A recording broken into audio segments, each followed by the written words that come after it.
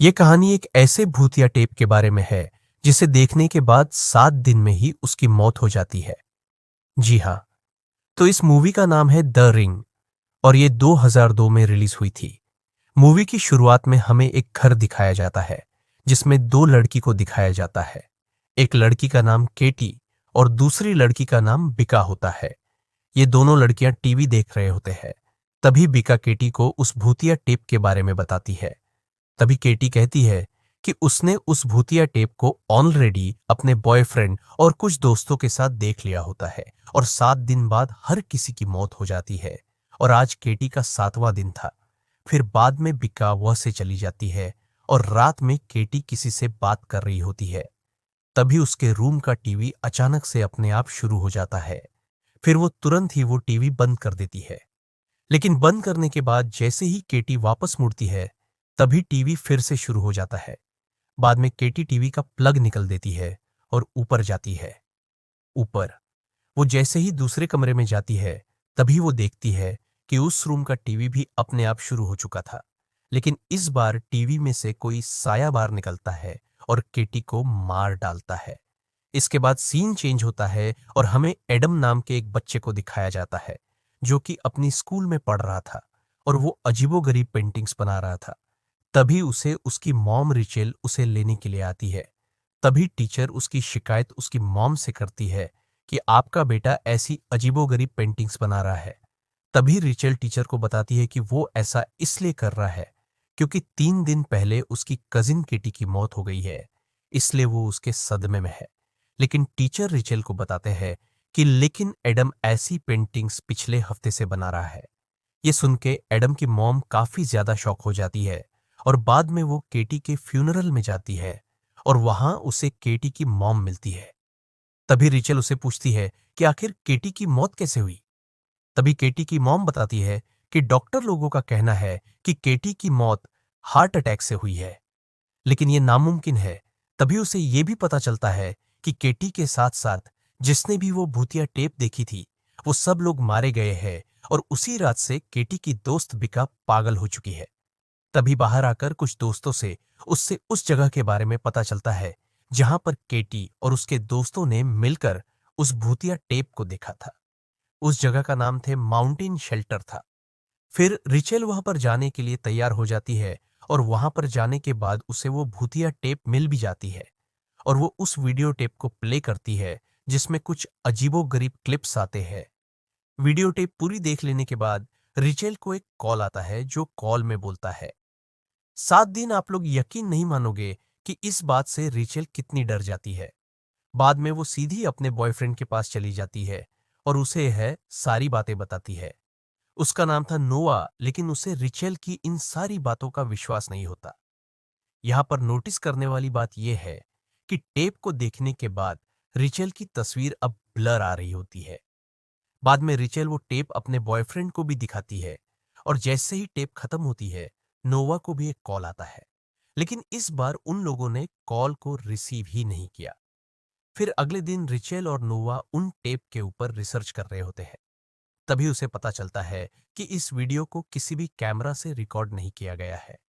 फिर वो mental hospital चली जाती है बिका के पास, क्योंकि उसे सच जानना था।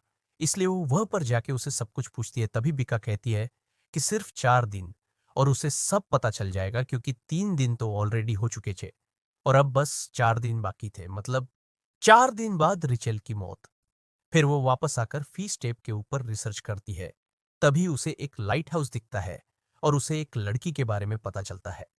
उसे तस्वीर में उस लड़की का नाम भी पता चलता है जिसका नाम था एना मॉर्गन, और वो वही लड़की थी जिससे रिचेल ने वीडियो टेप में देख चुकी थी।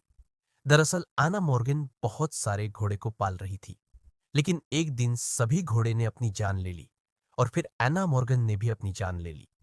फिर जैसे ही रिचेल रात को सोती है, तभी उसे एक अजीब सपना आता है कि कोई एक लड़की जिसके लंबे लंबे बाल थे, वो उसका हाथ पकड़ लेती है और उससे उसके हाथ ऊपर कुछ निशान पड़ जाते हैं।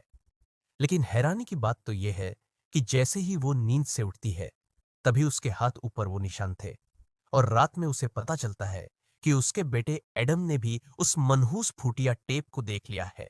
और तभी उसे नोवा का कॉल आता है और वो कहता है कि उसकी फोटो भी अब ब्लर आ रही है, जैसा कि हर एक साथ हो रहा था जिसने वो भूतिया टेप को देखा था।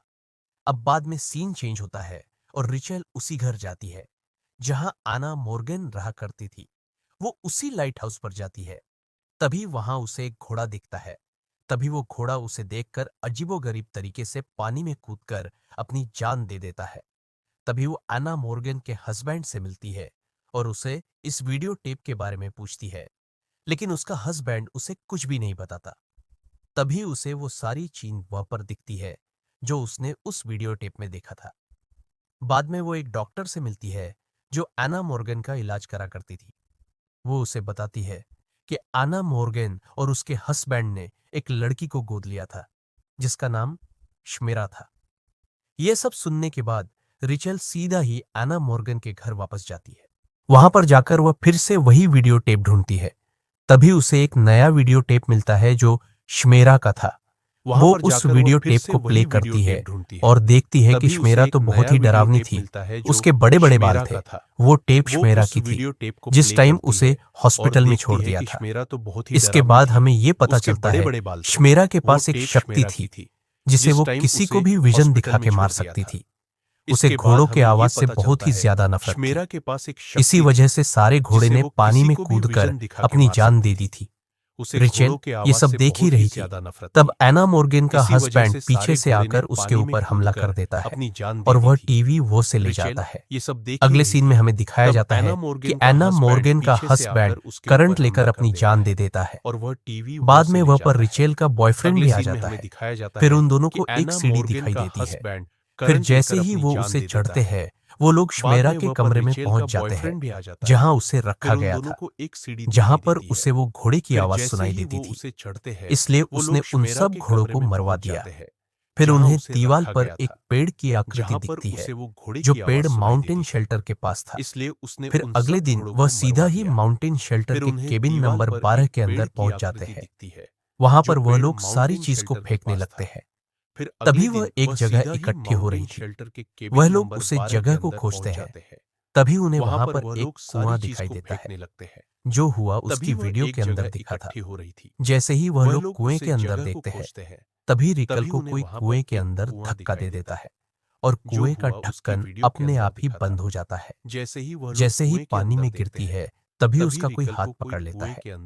तभी उसे श्मेरा का विजन आता है जहां पर उसे पता चलता है कि हमारा कि मॉम ने ही उसे इस कुएं में धक्का मारकर उसे मार दिया था। बाद में विजन से भरा कर उसके हाथ में उसे श्मेरा की डेड बॉडी हाथ में दिखती है जिसमें सिर्फ अब हड्डियां होती है। बाद में उसे बाहर निकाला जाता है। तभी उसे याद आता है कि आज उसका और उसके बॉयफ्रेंड का 7वां दिन होता है। लेकिन उसे लगता है कि अब श्मेरा का श्राप अब खत्म हो गया। लेकिन रिचेल का बेटा कहता है कि श्मेरा नहीं रुकने वाली। बाद में वो जैसे ही अपने बॉयफ्रेंड के पास जाती है, तभी उसे मार डाला होता है और वो सोचती है कि श्मेरा ने उससे क्यों नहीं मारा।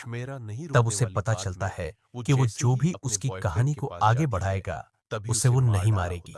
इसलिए रिचेल अपने बेटे को बचाने के लिए उसके हाथ से एक वीडियो बनवाती है और ये पर ही ये मूवी खत्म होती है। उसे वो नहीं मारेगी।